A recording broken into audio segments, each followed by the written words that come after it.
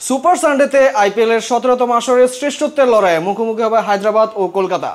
চেন্নাইয়ে আইপিএলের final match. এই ম্যাচ দিয়েই পর্দা নামবে সপ্তদশ আইপিএলের তৃতীয় শিরোপা জেতার লক্ষ্যে সানরাইজার্স হায়দ্রাবাদের বিপক্ষে মাঠে নামবে কলকাতা নাইট রাইডার্স। চলতি আসরে হায়দ্রাবাদকে দুইবার হারিয়েছে কলকাতা। রোববার চেন্নাইয়ে বাংলাদেশের সময় রাত 8টায় শুরু হবে খেলা। কলকাতা নাইট রাইডার্সের দুই শিরোপা জয়ের সাথে জড়িয়ে আছে বাংলাদেশের নাম। 2012 এবং 2014 শাহরুখের দলের অন্যতম কাণ্ডারি ছিলেন সাকিব আল হাসান। কেকেআরের ডেরায় সুনীল নারায়ণের উত্থান শুনতে অবাক হলো সত্য, দলটাকে এক সুতোয় গেঁথেছেন শাহরুখ খান।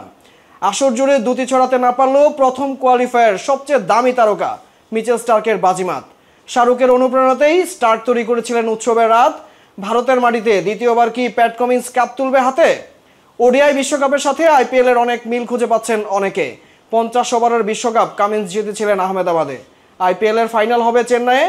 ওডিআই বিশ্বকাপ জয়ের নায়ক হেড ও কামিন্স রয়েছেন সানরাইজার্সে। চিপকে কি আহমেদাবাদেরই পুনরাবৃত্তি হবে?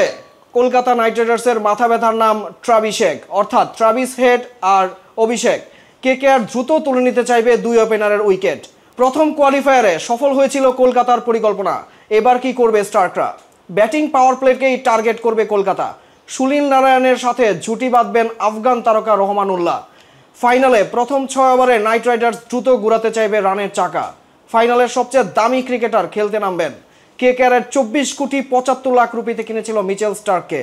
আর এদিকে 20 কোটি 50 লাখ রুপি নিয়ে হায়দ্রাবাদের দলের ডেরায় প্রতিযোগিতায় দ্বিতীয় দামি ক্রিকেটার প্যাট কামিন্স।